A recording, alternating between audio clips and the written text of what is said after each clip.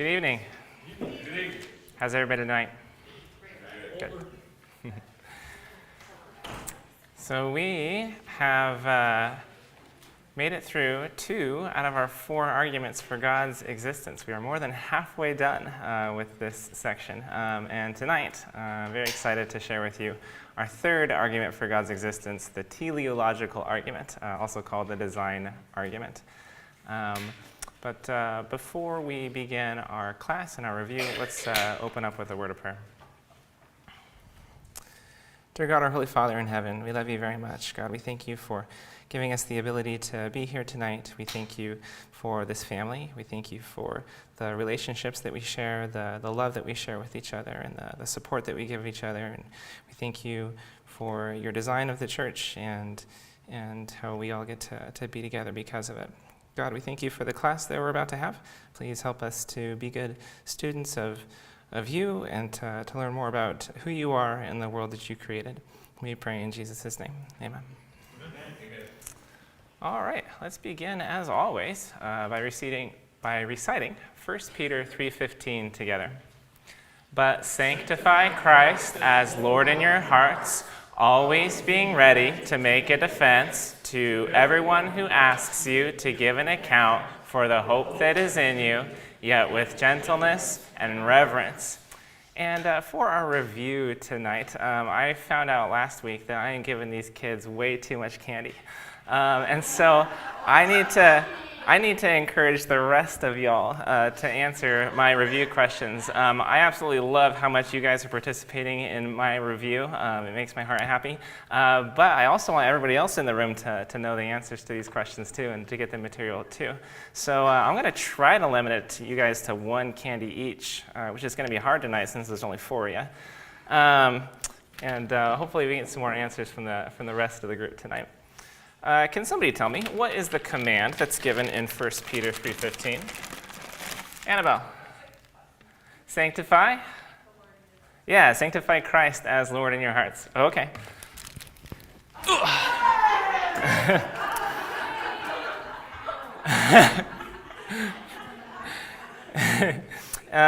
Sanctify Christ as Lord in your hearts. Make the conscious decision that Jesus is our Lord and Master, that he has complete authority over our lives.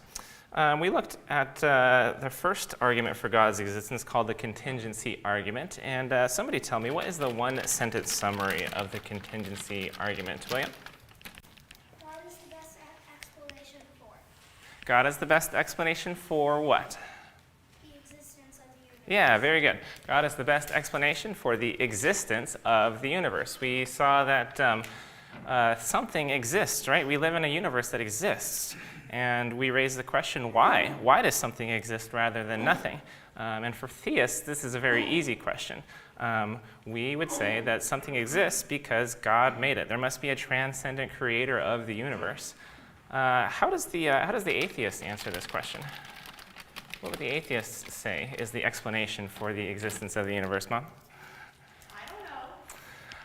Yeah, exactly. The atheist does not have an answer to this question. So the only explanation that's offered for the existence of the universe is God, a transcendent creator of the universe. When the atheist is confronted with this question, they will object to the question, and they'll say that the universe doesn't need an explanation for its existence, and we saw that it did. The second argument that we looked at for God's existence is called the cosmological argument. And can somebody tell me, what is the 1-sentence summary of the cosmological argument? Gabby?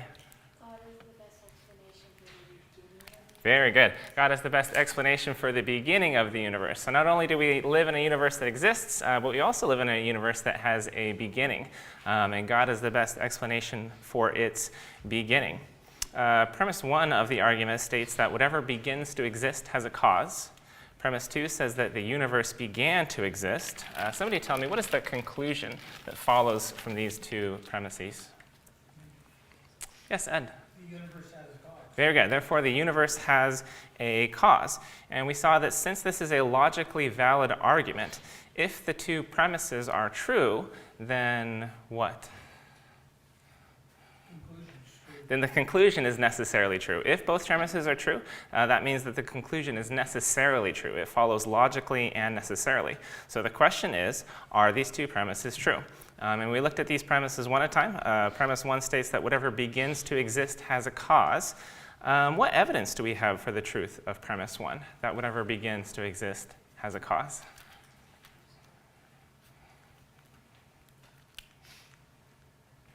Why think that whatever begins to exist has a cause? Do you guys think that whatever begins to exist has a cause? Something cannot come from nothing. Hey, there we go. Something cannot come from nothing. And it's kind of embarrassing that we have to bring that point up. But atheists, they want to escape the conclusion of this argument so bad that they'll make the claim that the universe popped into existence out of nothing. And so we do have to say, nothing can come from nothing. Another piece of evidence that we saw to see that premise 1 was true is that if the universe could pop into existence out of nothing, then we should expect anything and everything to pop into existence out of nothing. Because there's nothing about nothingness that would restrict it to only allowing universes to pop into existence. Premise 1 is just a restatement of the law of causality. It is the very foundation of science. So to deny premise 1 is to deny the foundation of science. So premise 1 is true to a very, very high degree of certainty, is virtually undeniable by any sincere seeker of truth. So really, the truth of this whole argument rests on the shoulders of premise 2, that the universe began to exist. And if the atheist was to deny that the universe began to exist, what statement of their own would they be making? If the atheist says that it's not true that the universe began to exist, what would they be saying is true? Very good, that the universe is eternal, that the universe has always existed. Another way of saying that would be to say that there are an infinite number of past events. And so last week, we looked at 4 lines of evidence to show that the number of events in the past couldn't be infinite. Can somebody tell me, what was the first line of evidence that we saw for the truth of premise 2? Yes, Linda? Meaning the an actually infinite number of things cannot. Yeah, very good. An actually infinite number of things cannot exist. You cannot count to infinity, and you can't divide a ruler in half an infinite number of times. Those things are potentially infinite, but you're never going to reach an actual infinity. And we saw that even though in mathematics there is such a thing as an actual infinity, it only works in mathematics if you follow the arbitrary rules. And if you try to bring it into the real world, all sorts of absurdities come about. And so you can't have an actual infinity in the real world, even though it works in mathematics. Can somebody tell me what was the second line of evidence for the truth of premise 2? Yes, Gabby? If there were an infinite number of past things, we would never reach that. Very good. So what Gabby said is if there were an infinite number of past days, we would never reach today, which, by the way, is not something that is in the notes that I typed out. That shows that Gabby actually understands this point. The line of evidence number 2 says, let's suppose that there could be an actually infinite number of days in the past. If there were an actually infinite number of days in the past, we would never reach today. You can't pass through an actually infinite number of things sequentially, one at a time.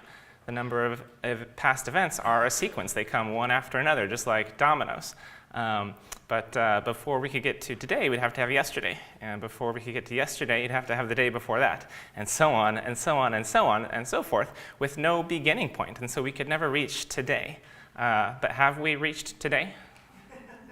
Yeah, here we are, right? Can somebody tell me what was the first line of scientific evidence for the beginning of the universe? Yes, William?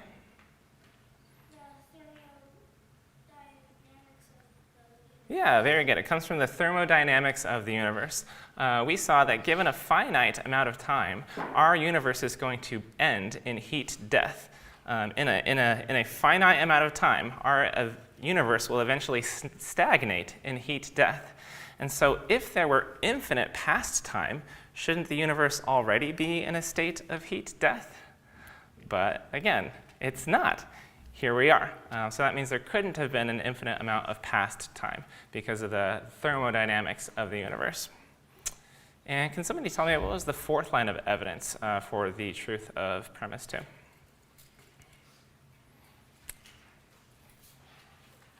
Cherry's got it. Expansion. All right, the expansion of the universe. We saw that scientific models predicted that the universe would be expanding, and then observations confirmed that the universe is expanding. And when we trace the expansion of the universe backwards in time, we eventually reach a point where the distance between any 2 points in space is 0. And that's literally the beginning of all space, time, and matter. So the expansion of the universe also points to the beginning of the universe. So we have 4 very strong lines of evidence that support the truth of premise 2. And each one of those lines of evidence is strong enough to support premise 2 on its own. And so if the atheist wants to deny premise 2, he's going to have to show that each and every one of those 4 lines of evidence is more probably false than true. So premise 2 is also true to a very high degree of certainty.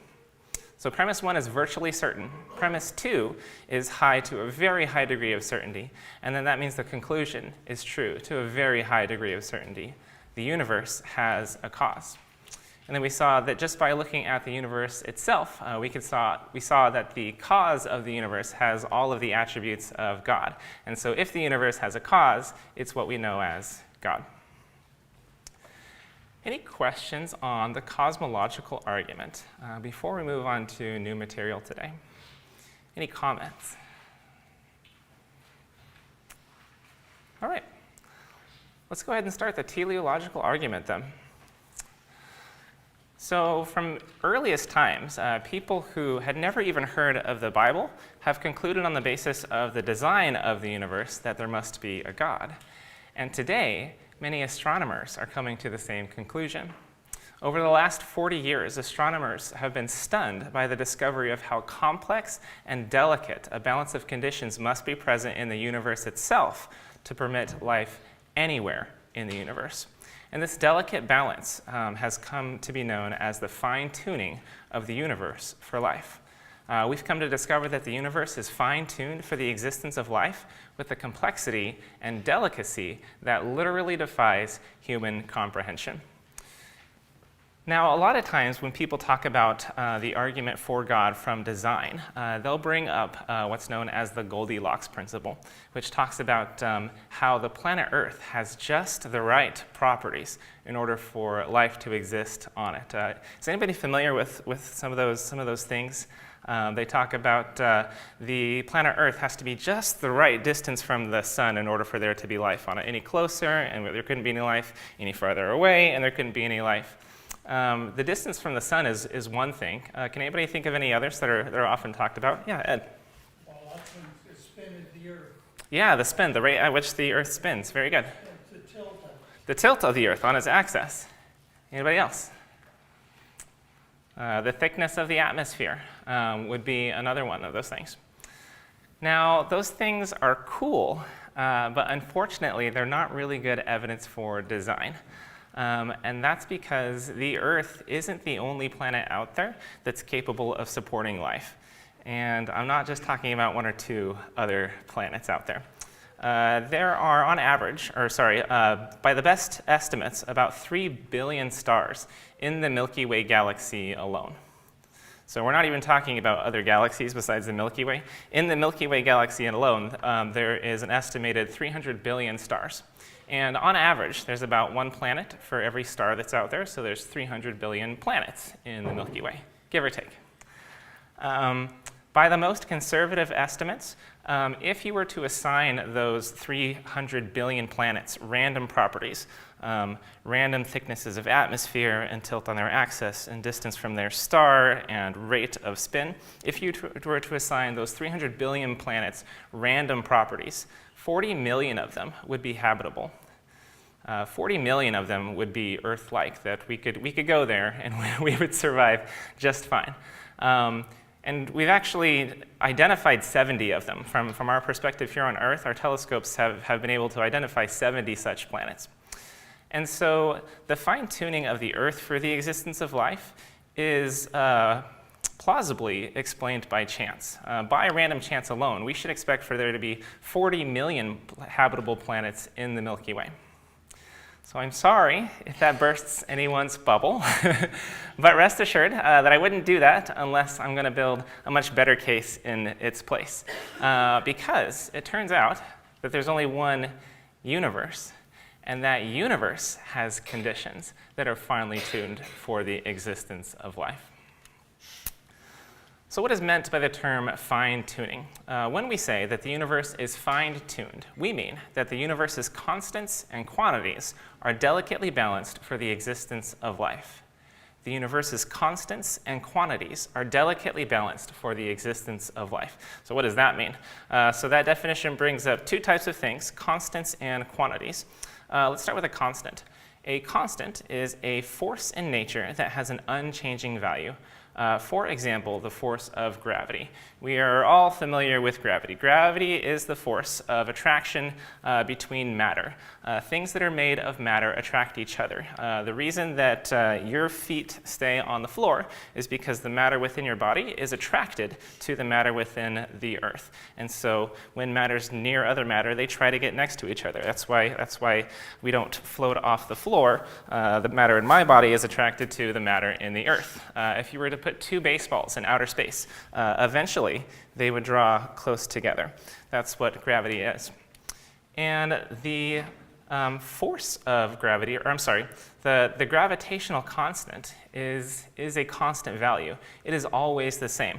So you don't need to know what this formula means. I just threw it up there to show you that the force of gravity, I keep saying force, the value of the gravitational constant is a constant and it can be calculated. What this formula says is that the force due to gravity is equal to g times the masses of the two objects divided by the distance between those two objects squared. And that g is the gravitational constant, and that number is always the same everywhere in the universe. Matter always attracts other matter with the same value. And so I'm sure somebody in here is saying, now wait a minute, Kevin, if gravity is always the same everywhere, then why do people weigh less on the moon? The reason people weigh less on the moon is because the moon has a smaller mass than the Earth does. So the force due to gravity is based on the size of the masses that of the two objects that are being attracted. And the Earth is a whole lot bigger than the moon. Because the Earth is smaller than the moon, the force that results from gravity is smaller than it is here on Earth. And if we were to stand on a planet that was bigger than the Earth, we would feel a force of gravity even stronger than how we feel here. It would be really hard to walk. We would feel really heavy. But that g, the rate at which matter attracts other matter, is a constant. It's the same everywhere.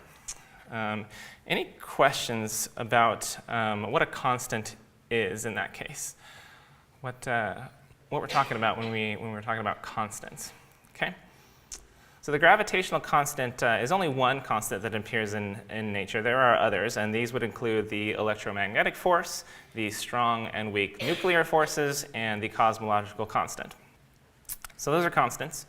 The other type of thing that's finely tuned in this universe are, I should have thrown this up a lot earlier. That value g, that constant g, has this value. 6.7 times 10 to the negative 11th Newton meters squared per kilogram squared. Again, you don't need to know that number. But everywhere in the universe, g equals this number, no matter what. It's constant. So the other type of thing that's finely tuned in our universe is what's called an arbitrary quantity. An arbitrary quantity is a condition of the universe that is not determined by nature's laws. An example of this would be the low entropy condition of the universe. We talked about entropy when we were discussing the thermodynamics of the universe last time. Entropy is the second law of thermodynamics that states that everything tends toward disorder. And the initial low entropy condition of the universe refers to the idea that when we look out into the universe, we find that our universe is highly ordered. We don't just see a subatomic or a soup of subatomic particles. We see galaxies, and within those galaxies, there's stars, and those stars have planets going around them, and those planets have moons going around them. Matter is highly organized as far as we can see. For 13.7 billion light years, all we see are is order. And so our universe is very far away from heat death. We live in a very highly ordered universe. So that's what's meant by an arbitrary quantity. There's no law of nature that would have determined that our universe started with this much order in it. It's just a base fact of the universe. We have a universe with this much order in it. And other arbitrary quantities would include the velocity of light, the ratio of masses for electrons and protons, and the mass excess of neutrons over protons. Okay? And these constants, yes? Just a thought, a lot of the things you discussed, I think I'm going to go over the kid's head. And it occurred to me maybe one way of explaining this would be, suppose you take a ball and put it on a slide and then push the ball. Which way is the ball going to go? It's going to go down. How fast is it going to go down? Well, you can count the number of seconds before it hits the bottom. A question that I think Kevin asked is, why doesn't the ball go up the slide? Well, that's all how God makes the universe. When he's talking about all these numbers and objects and masses, that's how God determined that the ball should interact with the slide. And Yep. that's something you can try out in your own backyard. Yeah, good. And so I said that these constants in quantity are fine-tuned for the existence of life. So what do I mean by fine-tuned? Let's take the force of gravity for example. If the force of gravity was any weaker than it is now, then stars and planets could not form. If the force of gravity was any weaker than it is, then there would be no stars and there would be no planets. And without planets, there's no place for life to exist. So if the force of gravity were just a little bit weaker, the universe would be life prohibiting. It would prohibit the existence of any life in it. And if the force of gravity were any stronger, stars would burn up too quickly. Without stars, you don't have any planets that support life, and then once again, you've got a universe without life. So if the force of gravity was even a little bit stronger, stars would burn up too quickly. You wouldn't have life in that kind of universe either. The cosmological constant, which drives the rate of expansion of the universe.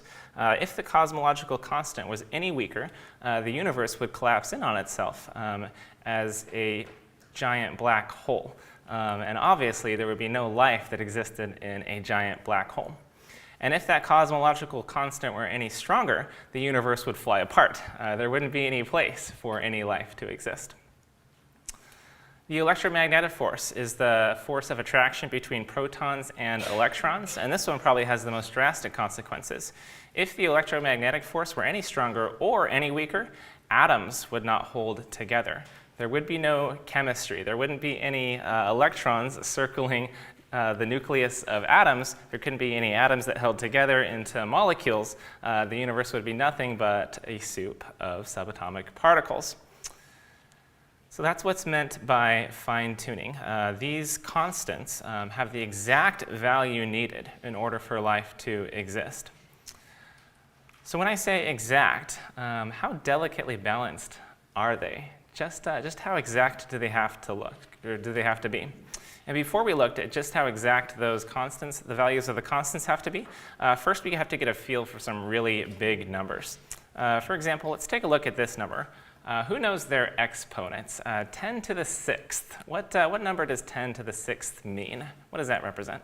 Yes, Gabby. 10 to the power of 6, or 10 times 10 times 10 times 10. Yeah, very good. So if you couldn't hear Gabby, she said it means 10 times 10 times 10 times 10 times 10 times 10. 10 to the power of 6. Do you know what number that would be?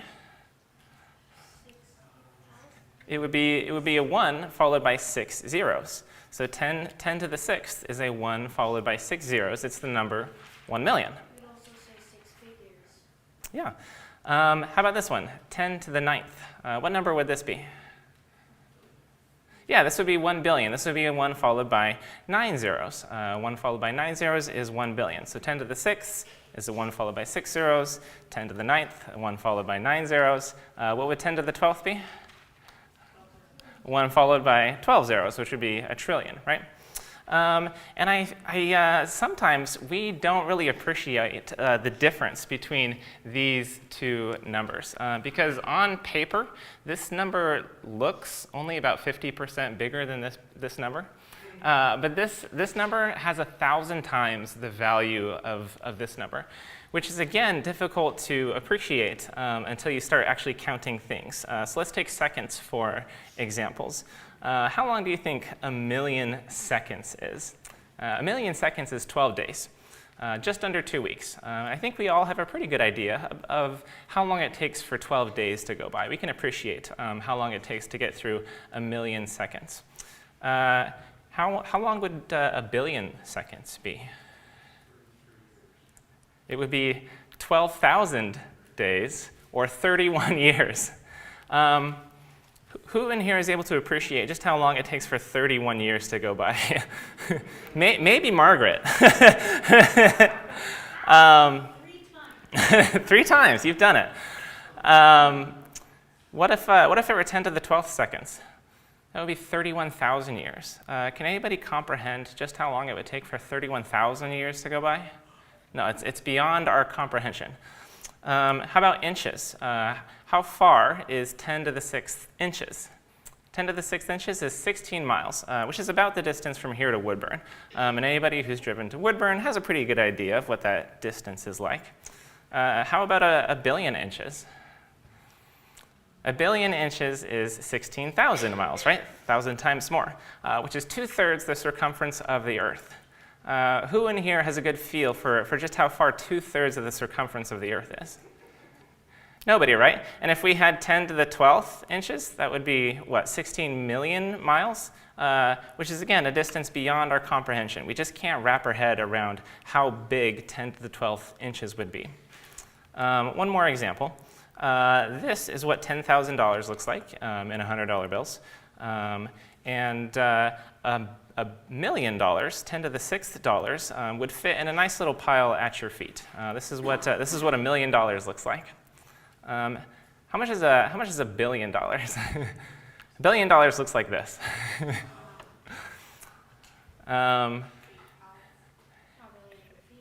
And again, it's starting to get beyond our comprehension of just how many things that is. And that's only 10 to the 9th. Okay? The numbers that we're going to talk about for the fine-tuning of the universe are a lot bigger than this. Let's get into some truly astronomical numbers. 10 to the 80th would be a 10 followed by how many zeros? 80 zeros, right? So this is what 10 to the 80th looks like.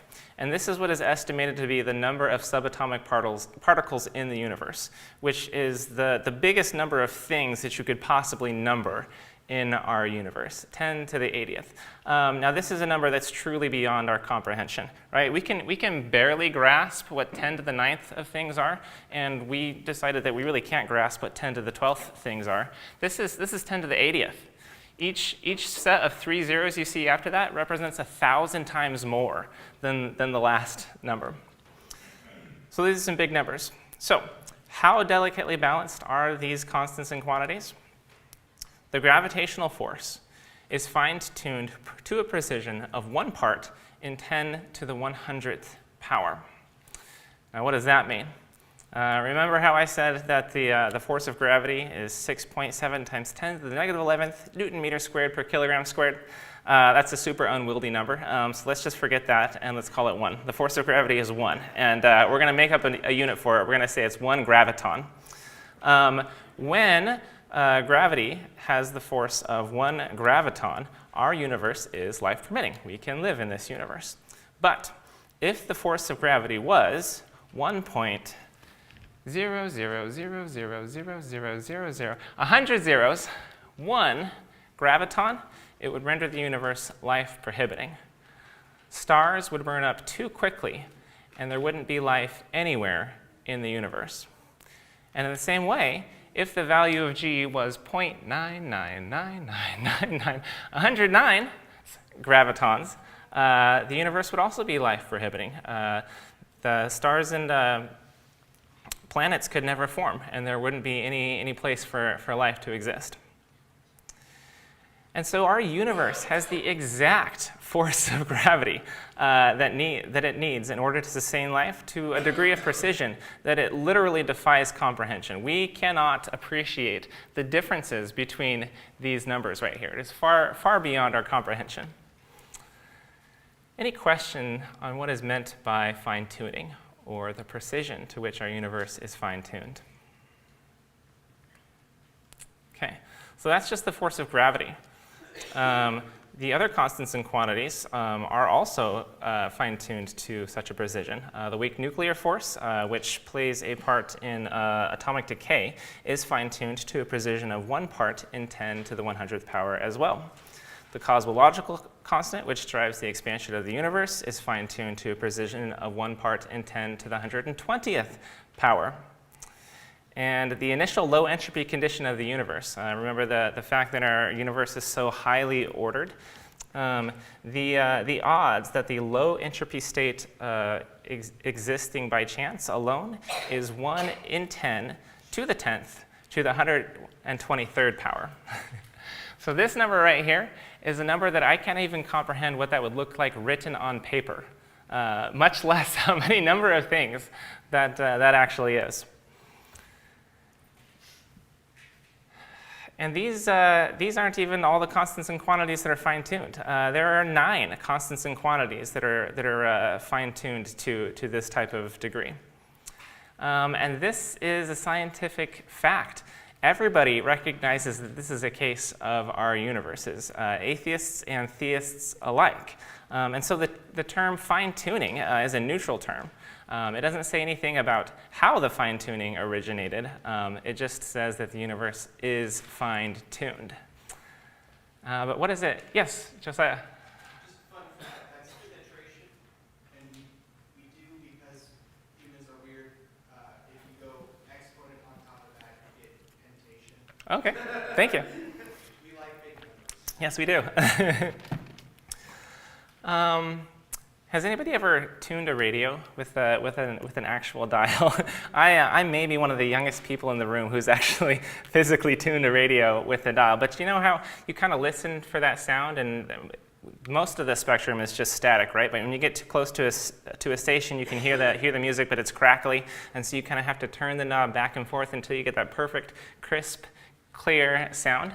It seems like that's what somebody did with the universe. That this is the universe's control board, and one of these sliders is for gravity, and one's for the cosmological constant, and one's for the electromagnetic force.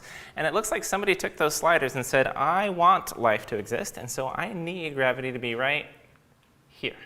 And I need the cosmological constant to be right here. And once he had all those sliders tuned, now he had a universe in which life could exist. But design is not the only explanation. There is also physical necessity and chance. Which brings us to the teleological argument. The teleological argument says that God is the best explanation for the fine-tuning of the universe for life. And the teleological argument has 3 simple steps. Number 1, the fine-tuning of the universe is due to either physical necessity, chance, or design. 2, the fine-tuning of the universe is not due to physical necessity or chance. 3, therefore it is due to design. This argument follows the logical structure called disjunction. I brought this structure up when I was teaching you guys about logic.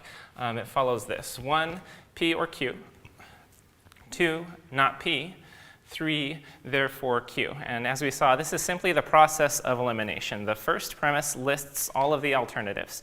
And the second premise eliminates all of the alternatives except for one, leaving the conclusion with the only alternative left.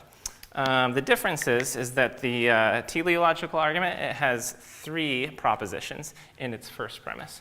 So premise 1 would read P or Q or R.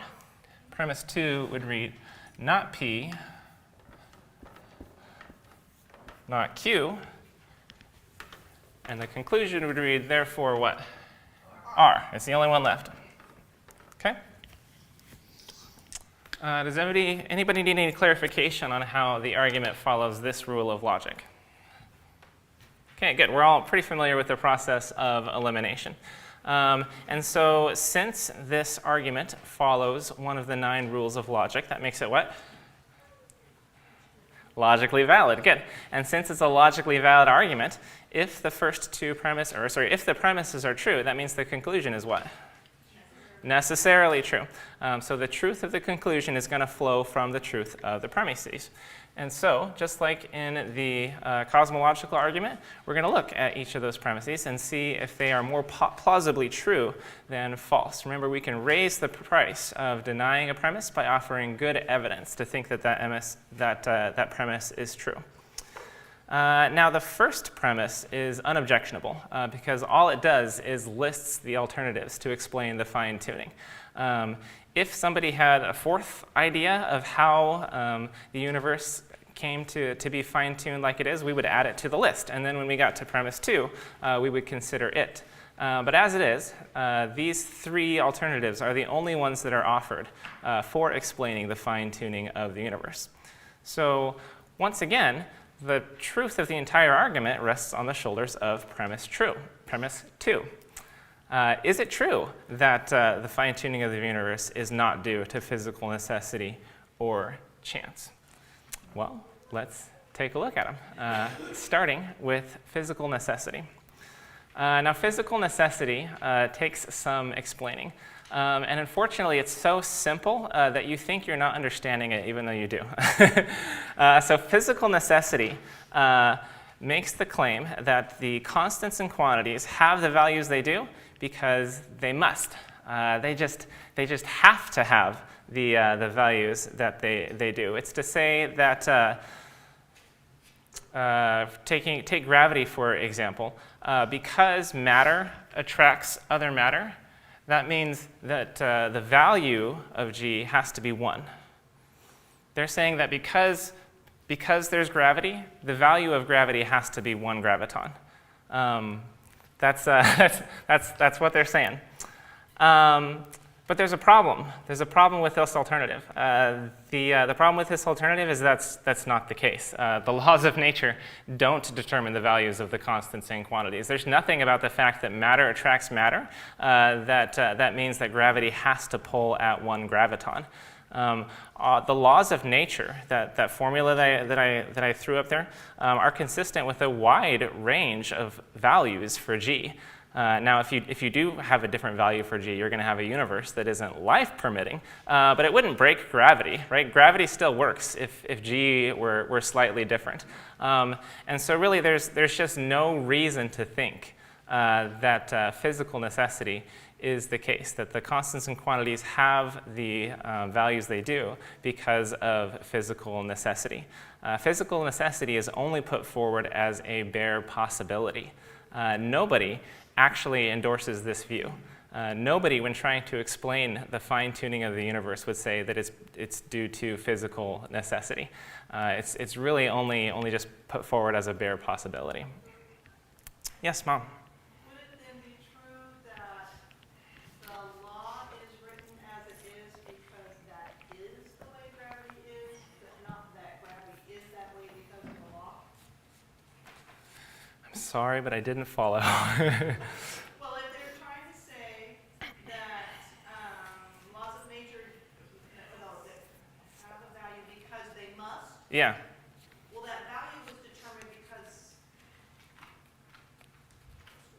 of the way that's the way they are, not that they are that way because there's law. Yeah, so it's not as if they're saying that the formula for gravity is a result of the value of gravity. They're just saying that the value of gravity is what it is because it has to be, that it would be physically impossible for that value to be anything different. There's just no reason to think that that's the case. There's no justification for the claim that the value of G has to have the value that it has. Yes, Ed? Just for Michelle's benefit, recognize that all these formulas, they're man's approximation of what the universe some scientists back when knew how much approximately the Earth weighed, knew approximately how much an apple weighed, knew about how far apart they were, and knew about how much force was exerted, and was able to calculate G. Right.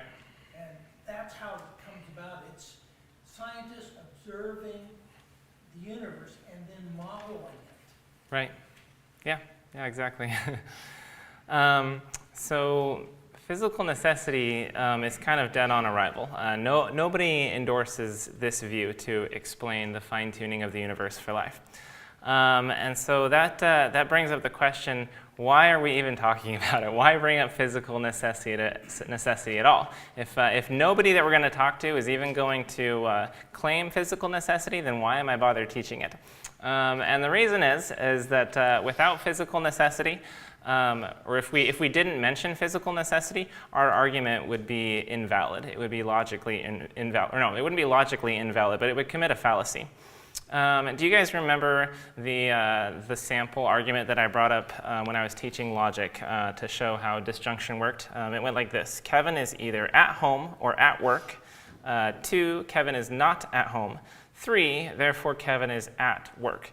And do you guys remember why we ended up with a false conclusion in that argument? Yeah, Gabby. Because you're not always at those two places. Yeah, that's right. These 2 places aren't the only places that I could possibly be. Yes, Gabby? So for the argument we're talking about now, we have to resolve the possibilities, otherwise it's Good. You can already see where this is going.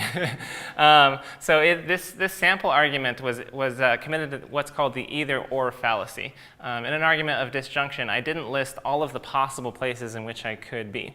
And so in order for premise 1 to have been true and to not commit that fallacy, it would have had to have looked something like this.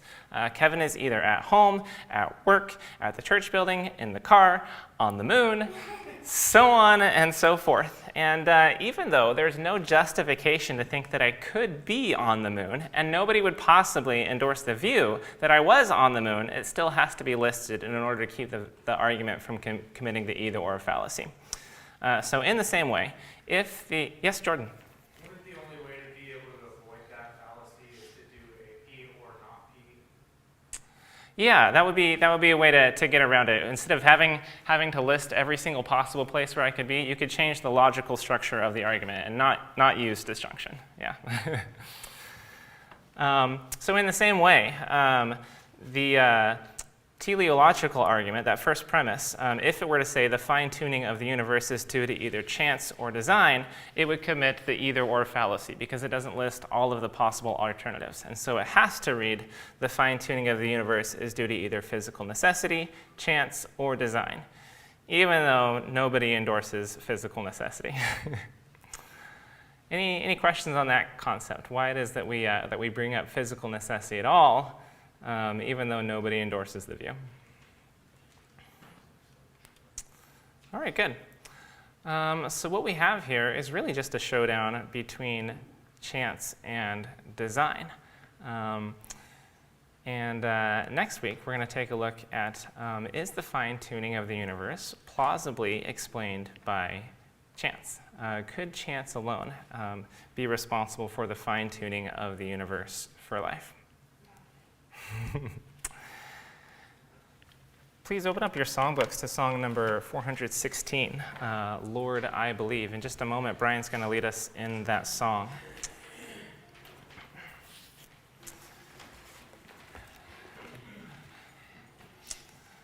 And once you've got your books marked there, if you've got your Bible handy, open up to Psalm chapter 8. Psalm chapter 8, verses 1 through 4.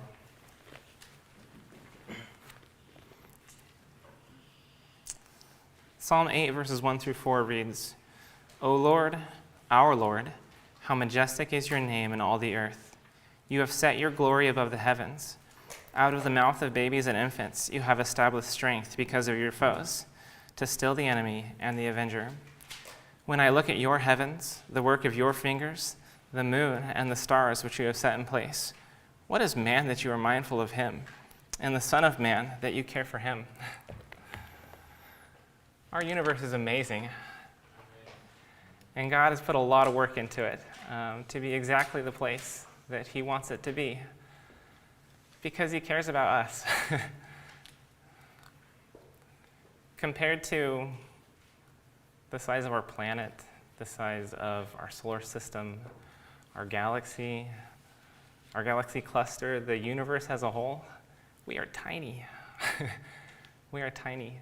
And yet God is mindful of us, and he cares for us. He cares about you. And he created you because he wants to be in a relationship with you. He created you in order to love you, in order to receive your love. And so my question for you tonight is, are you upholding your end of the relationship? Are you loving God the way that God deserves to be loved? Are you a part of his body? And if the answer is no, I invite you to come forward now as we stand and as we sing.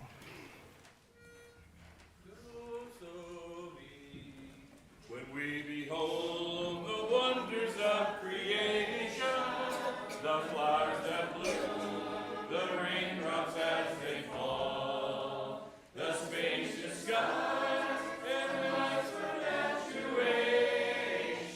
we cannot doubt that God controls it all. Lord, I believe,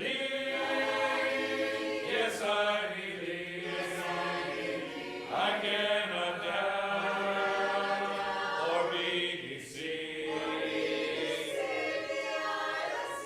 The eye that sees, each sparrow falls, his unseen hand is in it all. No finite mind by mortal calculation could frame the truth revealed within his word. In every trace of nature's operation, thy voice, O God, in mystery can be heard. Lord, I believe, yes, I believe, I cannot doubt or be deceived.